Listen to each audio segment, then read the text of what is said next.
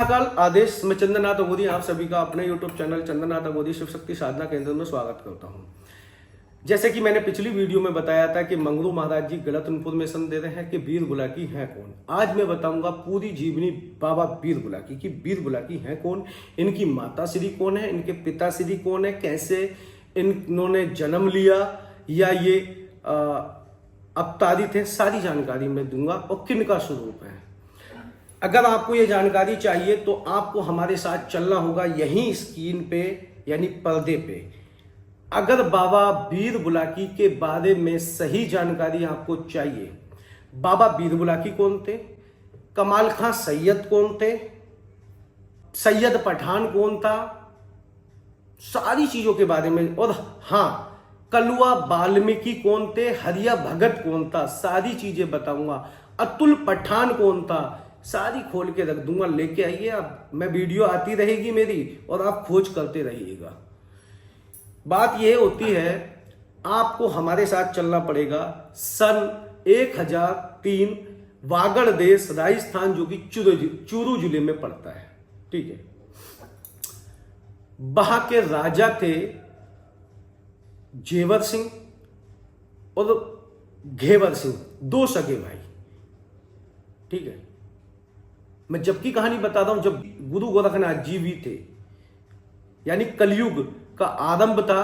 गुरु गोरखनाथ जी, मच्छंदरनाथ जी, दत्तात्रेय, ये जितने हैं कलयुग के अवतार हैं।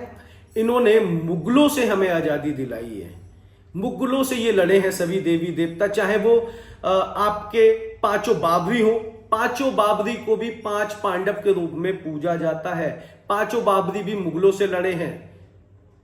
सबको मालूम होगा श्यामपुर मोहिनी के लिए और शैडो माई के लिए मुगलों ने उनको बंधक बना लिया था, तभी युद्ध हुआ था। ठीक है, वैसे ही कलयुग में जब कलयुग का आरंभ हुआ, शिव जी ने तंत्र बनाया। कुछ तंत्र को किलित कर दिया था, कुछ बचा था। वही जो बचा कुचा तंत्र था, गुरु गोरखनाथ जी, मच्छंदरनाथ जी पूरे भारत में परचम लहरा रहे थे, सनातन का प्रचार कर रहे थे, जगह जगह अपने नाथ पंथ के मठ बना रहे थे। तभी की ये कहानी है। ठीक है, तो होता यूं है कि मैंने बताया आपको चूरू जिले में जगह पड़ती है ददरेवा नगरी, जहां पे गोगा जहारवीर जी का जन्म हुआ था। ददरेवा में हुआ था। ठीक है, और गोगा जहारवीर के पिताजी का नाम था जेवर सिंह और उनके चाचा का नाम था घेवर सिंह और उनकी मां का नाम था वाछल। गोगा जहारवीर की मां का नाम था वाछल और उनकी चाची का नाम था मां आंचल, यानी मां आंचल, रानी आंचल जो थी, और रानी आंचल और वाछल दोनों सगी बहनें थी, जुड़वा। और घेवर सिंह और जेवर सिंह, जेवर सिंह और घेवर सिंह भी दोनों भाई थे। ठीक है, ये भी जुड़वा थे। जेवर सिंह और घेवर सिंह भी दोनों भाई जुड़वा थे। इनकी दोनों की शादियां सगी बहनों से हुई थी, मां आंचल से और वाछल से। यानी कि गोगा जहारवीर की सगी मौसी थी आंचल।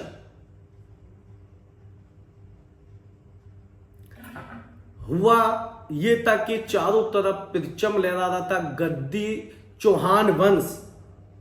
गोगा जी को गोगा जहारवीर भी कहा जाता है, गोगा पीर भी कहा जाता है, और गुग्गू महाराज भी कहा जाता है, गुग्गू राणा भी कहा जाता है। गोगा जहारवीर बहुत बड़े योद्धा थे। ठीक, गुरु गोरखनाथ जी गोगा जहारवीर के गुरु हैं। उन्होंने ही उनको सारी विद्या ज्ञान सिखाया। और गुरु गोरखनाथ, गोगा जी कौन है, इस कहानी को मैं बाद में बताऊंगा, लेकिन अभी बात चल रही है हमारी बुलाकी की। बाबा वीर बुलाकी कौन है, इनकी माता कौन है, इनके पिता कौन है। अब मंगरू महाराज जी ने मां वाछल को उनकी जो है कुआरी मां बताया है, लेकिन ये सत्य नहीं है। आपने ये बहुत ही गलत इंफॉर्मेशन दी है। मेरे कुल देवता है गोगा जहारवीर, और आपके पीछे अगर कोई भी, ये जरूरी नहीं है मैं सैनी समाज से आता हूं कि सैनी समाज के कुल देवता, ये हर समाज में पूछे जाते हैं, चाहे वाल्मीकि समाज हो, एससी जाटव समाज हो, ठाकुर समाज हो, धीमर समाज हो, सारे समाजों में पूजे जाते हैं। आप गलत इंफॉर्मेशन देंगे तो आपका उसका खामियाजा भुगतना पड़ेगा, ध्यान रखना। तो होता यूं है कि यहाँ पे बात चलती है। सबसे पहले बात शुरू करते हैं गुरु गोरखनाथ जी से। गुरु गोरखनाथ जी जो हैं अपनी समाधि में लीन थे कजरी वन में।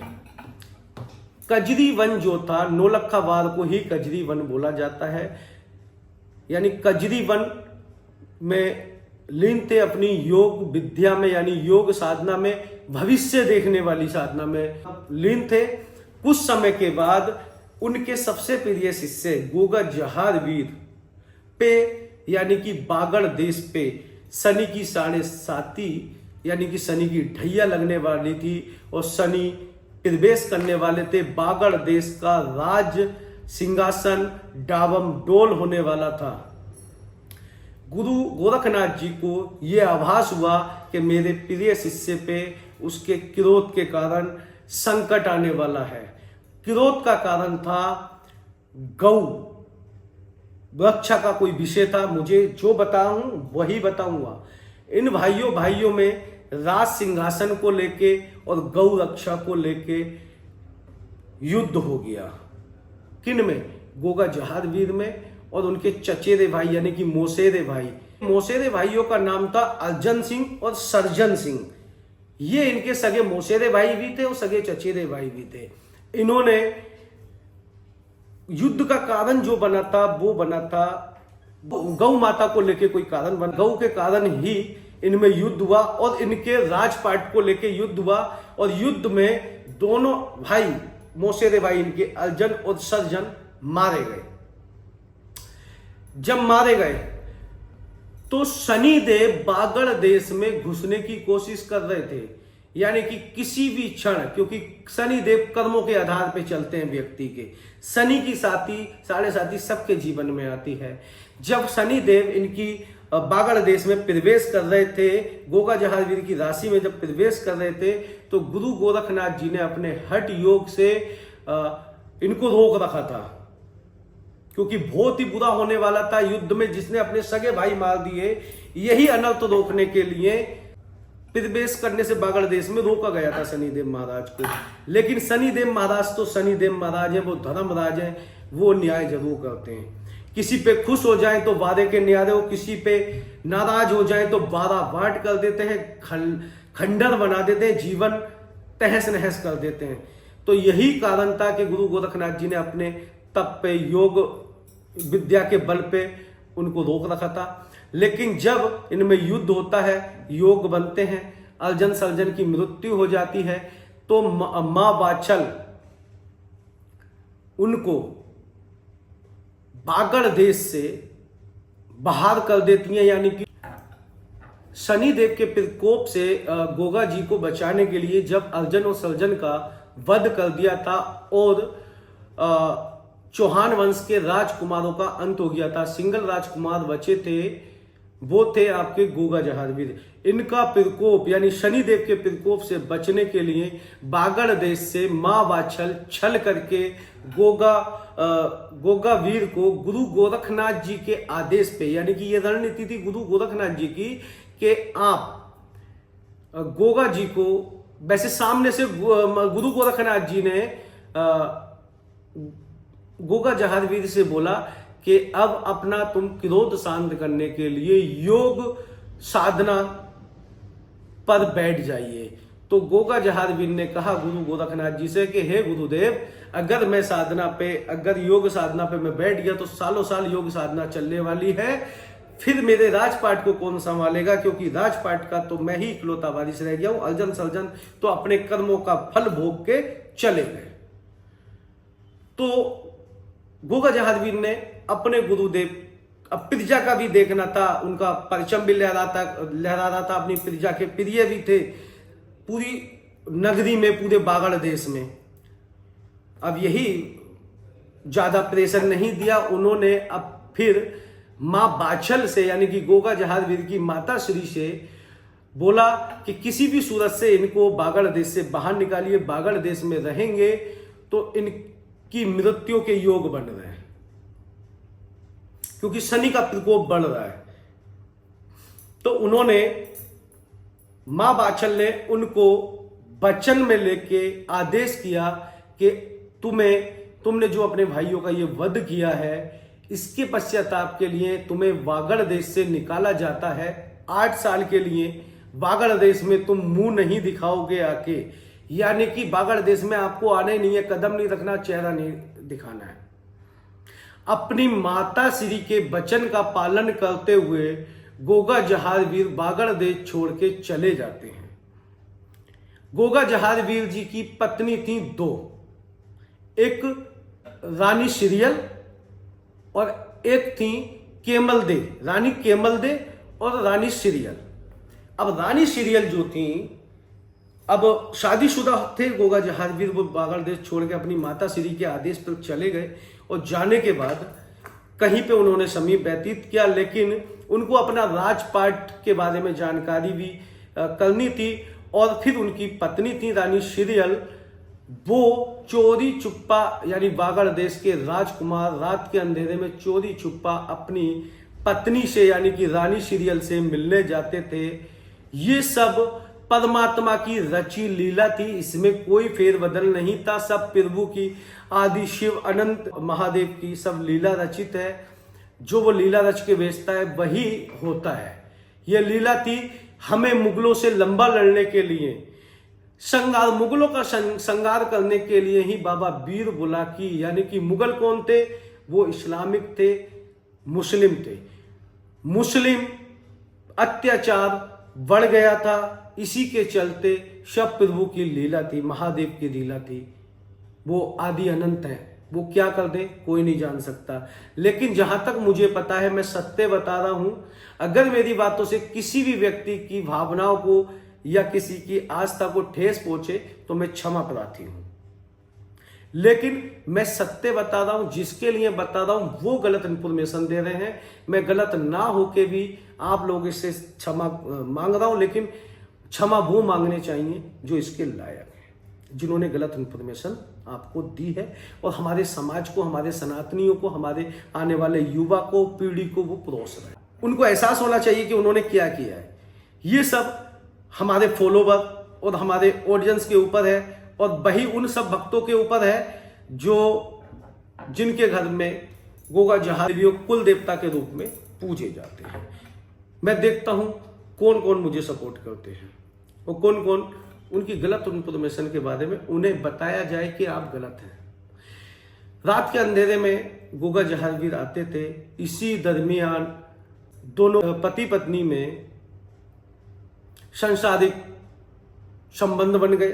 सांसारिक संबंध बने, उसकी परिस्थितियां ये थी कि शनिदेव महाराज जो हैं वो धर्मराज हैं, वो कहां अपना असर छोड़ने वाले थे।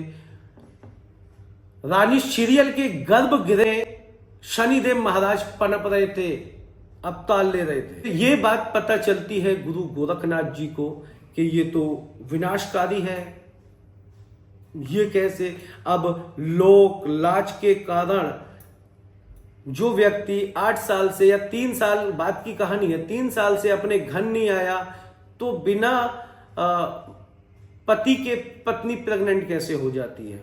हो सकती है। इस लोक लाज से बचने के लिए गुरु गोरखनाथ जी ने अपनी योग विद्या के बल पे उस बच्चे का 7 माह में जन्म किया। 7 माह में जन्म करके उसको एक टोकरी में बंद करके जमुना जी में बहा देते हैं, और जमुना जी में बहाने के बाद आगे की कहानी शुरू होती है। अब इंटरेस्टिंग होने वाली है, वीडियो को पूरा और लास्ट तक देखें और बिना स्किप करे देखें। वो बहते बहते, अब परमात्मा को कुछ और ही मंजूर था, लीला तो कहीं अब आगे रचने वाली थी। बहते बहते आगरा पहुंच जाते हैं बाबा बीर बुलाकी, यानी कि 7 माह का बच्चा आगरा पहुंच जाते हैं। वहीं पे गंगा किनारे हाथी घाट पर एक व्यक्ति होते हैं जो कि जमुना जी के किनारे अपना की कालका मां मशानी, ठीक है, और काल भैरव बैठे हैं। उन्हीं के उपासक थे, उन्हीं के उपासक थे आपके कलुआ वाल्मीकि, जिनको हरिया भगत भी कहा जाता है। हरिया भगत सोशल मीडिया पे हर जगह आपको पता चल जाएगा। हरिया भगत जो मथुरा में नहीं रहते थे, मथुरा में देवगुमानी थे, उनका स्थान है मथुरा में दादा देवगुमानी का। महाराज अभी कहानी में ट्विस्ट आएगा, अब आएगा असली मजा। मैं अपनी कहानी कंटिन्यू करता हूं, जो अब है वो कंटिन्यू करता हूं, जो सत्य चीजें हैं उनको आगे बढ़ाता हूं। अब हम चलते हैं आपको लेके आगरा। आगरा में हरिया वाल्मीकि जो थे, यानी कि हरिया वाल्मीकि यानी हरिया भगत, यानी कि कलुआ वाल्मीकि और उर्फ हरिया भगत। चलिए मैं हरिया वाल्मीकि ही करके बात करता हूं। हरिया वाल्मीकि जो थे वो काली के, मरघट की कालिका के उपासक थे, और शमशान यानी मरघट की कालिका और मशानी यानी कि मरघट की मशानी के उपासक थे, और काल भैरव के। ठीक है, उनको आवाज आती है कि उनका ध्यान जाता है कि जमुना जी में कोई टोकरी बहती जा रही है। उन्होंने देखा जमुना जी के किनारे वो अपना सेवा पाठ, पूजा पाठ करते थे। जब पहुंचे उन्होंने देखा बीच जमुना जी में कोई धार में बच्चा बहता जा रहा है और रोने की आवाज आ रही है। हरिया वाल्मीकि जी ने वो टोकरी निकाल ली, और टोकरी निकाल के उस बच्चे का पालन पोषण किया। क्या किया? पालन पोषण, यानी कि उस बच्चे को निकाल लिया। निकालने के बाद में अब बच्चा धीरे धीरे बड़ा होता है। ध्यान रखना, बाबा वीर बुलाकी जो हैं, कैसे उनको बच्चा बना के मसान बनाया गया, वो कहानी बताता हूं आपको। मसान कैसे बना, यानी बाबा वीर बुलाकी मसान कैसे बने, वो प्रोसीजर, वो प्रक्रिया अब यहां से चालू होगी। वहां की यात्रा अब यहां से आगरा से शुरू होती है। वहां से तो शनिदेव जी ने जन्म लिया मां सीरियल के गर्भ से, और उनको अपनी योग विद्या से 7 माह में जन्मा के जमुना जी में छोड़ दिया। छोड़ने के बाद सीधा वो आ गए आगरा, बहते बहते। आगरा आने के बाद में यहाँ पे हरिया भगत यानी कि कलुआ वाल्मीकि, जो कि हाथी घाट पे स्थान आज भी बना हुआ है, वहां पे कालिका की पूजा, आज भी कालिका की मूर्ति है, और कालिका की मूर्ति के साथ साथ ही मां मशानी है और भैरव जी की मूर्ति है। ठीक है, आज भी है, इतिहास को नहीं मिटा सकते महाराज। वो वाल्मीकि समाज से थे और बहुत ही उच्च कोटि के भगत थे, साधक थे, तांत्रिक थे, जो भी थे, लेकिन साधक थे। ठीक है, बहुत उच्च कोटि के साधक थे। उन्होंने उस बच्चे का, अब मान लीजिएगा बच्चा मिल गया बहता हुआ, उन्होंने उस बच्चे का पालन पोषण किया। पालन पोषण करने के बाद उसको कुछ अपनी विद्या भी सिखाई थोड़ी बहुत। और जो हरिया वाल्मीकि हैं, उनकी एक बेटी और एक बेटा था। और बाबा वीर बुलाकी को कैसे गुरुमार चीज कहा जाता है वो भी मैं बताऊंगा। बाबा वीर बुलाकी के हाथ में एक में सोटा है और एक में खप्पर है। ठीक है, उसके पीछे का भी कारण बताऊंगा। बाबा वीर बुलाकी को लौंग का जोड़ा, बतासा, ठीक है, और लड्डू चढ़ाए जाते हैं, और घेटे की बलि लेता है, यानी कि स्वर की बलि जाती है, और 1.25 बोतल दारू जाती है बाबा वीर बुलाकी को। ये है असली भोग। मीठे पे भी चलते हैं और तामसिक में भी चलते हैं, लेकिन 99% सभी इनको तामसिक रूप में ही पूजते हैं। ये वाल्मीकि समाज, जाटव समाज और तुम्हारा धीमर समाज, धोबी समाज, बहुत लोगों के, जहां तक कि ठाकुरों लोगों के भी घर में, प्रजापति लोगों के घर में ये पूजवान है, उनके कुल देवता के रूप में। और ऐसा देव है, अगर ये आता है, आपने बोला था ना कि जब आता है तो ऐसे ऐसे हाथ हिलते हैं, ऐसे ऐसे नहीं हिलते, ऐसे हिलता है हाथ, ऐसे हिलता है। एक हाथ हिलता है महाराज जी, ऐसे हिलाता है हाथ, ना कि ऐसे नहीं, मछली नहीं मारनी, हवा नहीं करनी है, ऐसे हाथ हिलाता है, ऐसे एक हाथ हिलता है बाबा वीर बुलाकी का। इसकी चाल बहुत ही तीव्र है, बहुत ही तेज देव है। अगर किसी पे अड़ जाए, किसी पे मोहित हो जाए, यानी कि अपने भगत पे, ठीक है, तो उसको चांद तक पहुंचा दे, उसका कोई वाल भी बांका ना कर पाए। अगर किसी भगत के आड़े आ जाए तो ना तो देवी रोके, ना देवता रोके, ना काली रोके, ना दुर्गा रोके, ना कि साक्षात मसानी भी नहीं रोक सकती।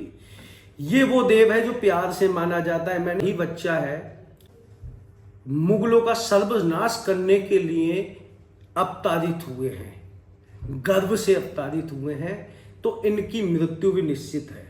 जो गर्भ से, जिसने स्त्री के गर्भ से जन्म लिया है, उसकी मृत्यु निश्चित है। कुछ वीर हैं ऐसे जो कि धुने से उत्पन्न हुए हैं, उनकी मां जननी धुने को बोला जाता है।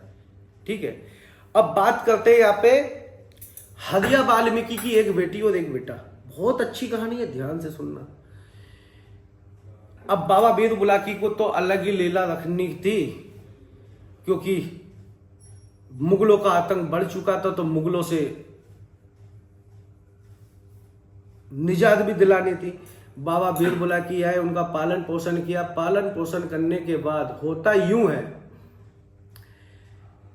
कि हरिया वाल्मीकि एक दिन अपनी साधना पे बैठे थे, यानी कि हवन कर रहे थे। हवन करते करते हरिया वाल्मीकि साधना पे बैठे थे, पास में वीर बुलाकी को लेके।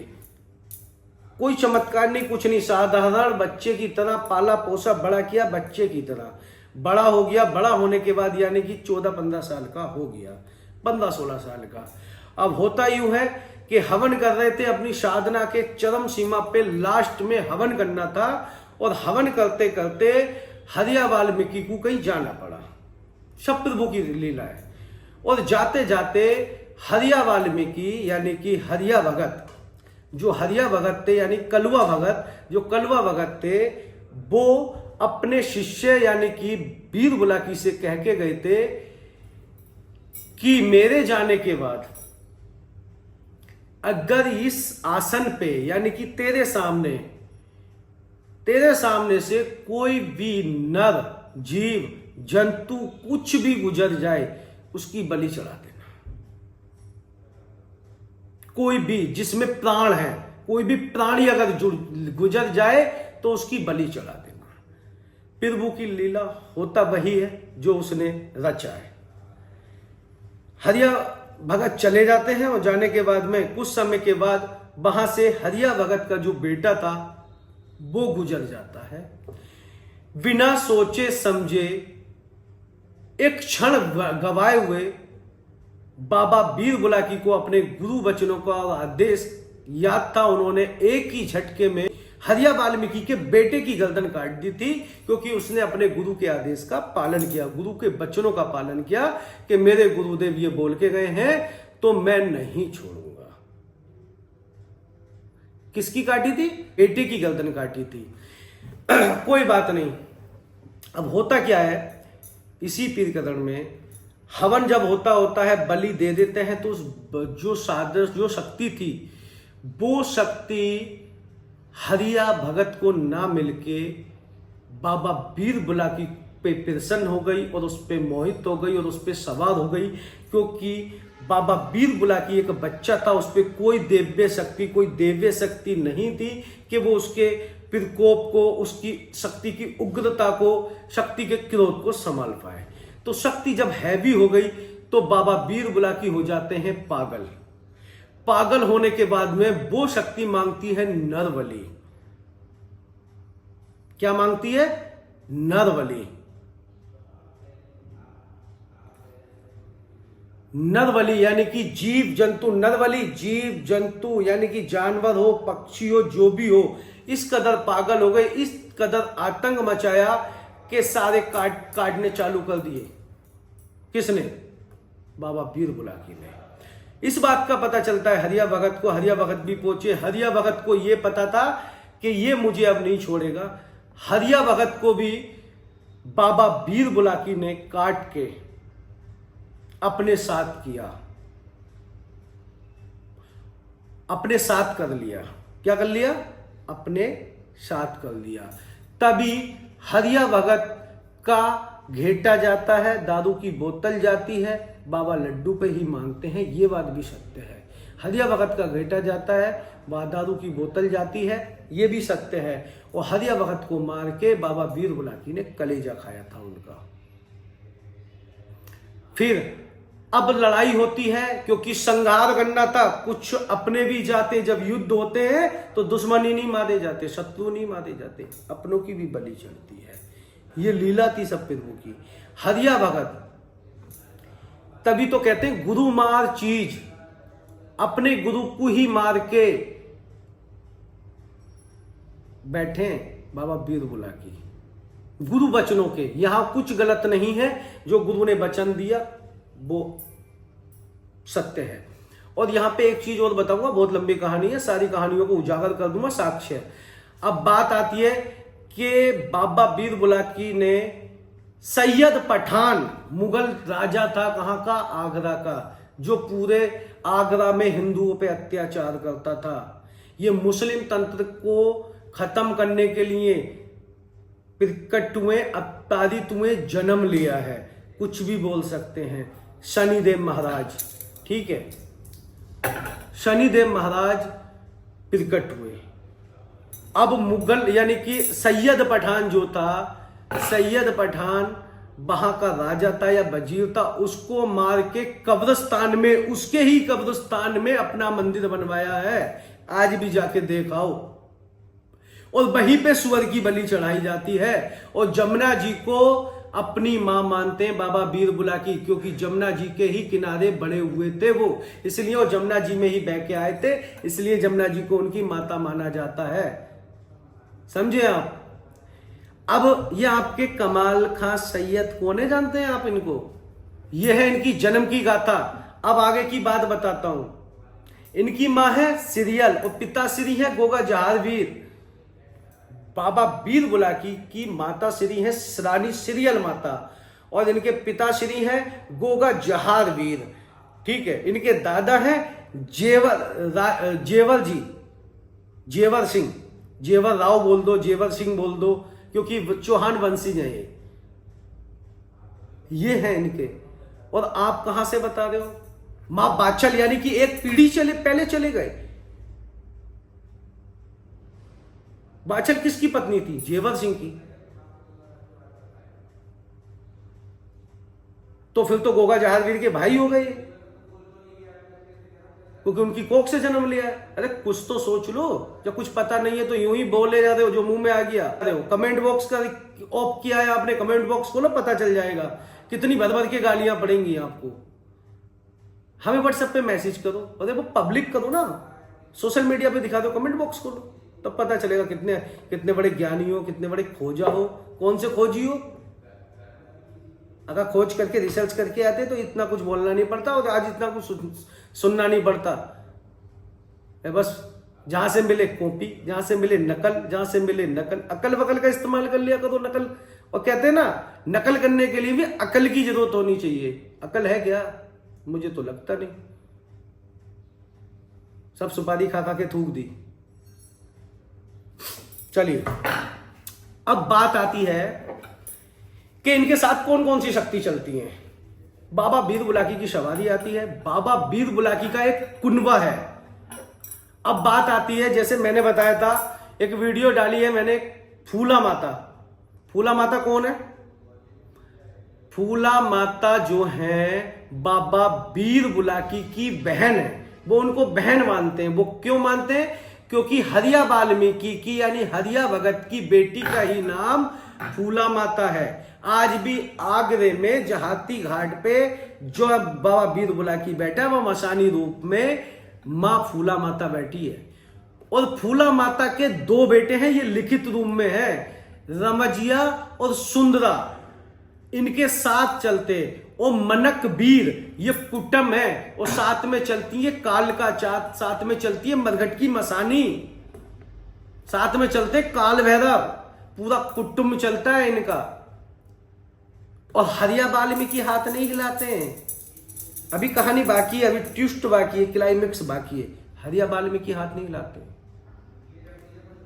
सवारी बाबा वीर बुलाकी की ही आती है। हरिया वाल्मीकि के पास जो विद्या है ना, उसमें बहुत सारे मसान मसानियाँ उनकी कुलदेवी कालका वगैरह सिद्ध हैं। हरिया वाल्मीकि भोग लेके काम करते हैं। सवारी जो आती है महाराज, वो बुलाकी महाराज की आती है एक हाथ ला के। अच्छा, फूला माता हरिया वाल्मीकि की यानी कि हरिया भगत की बेटी है और वो ब्याई थी खेड़ा जलालपुर में, जो मैंने वीडियो में बताया था। और खेड़ा जलालपुर में वो ठाकुरों का शिकार हुई जातिवाद को लेके, वो भी इसलिए कालका उनके कुल में, जो मैंने बताया था ना कि वो कालका की बहुत बड़ी भगत थी, तो कालका की जो भगत थी फूला माता उनके कुल में देवी हैं, यानी कि कालका जो उनके कुल में पूजवान है। तो फूला माता को कालका साथ गई कुल से। और मां फूला जो है, फूला माता फूलमती नहीं है, फूलमती जो है वो सात मसानी है, जिसमें फूलमती जो बैठी है विंध्याचल में पिंडी रूप में, वो अलग है।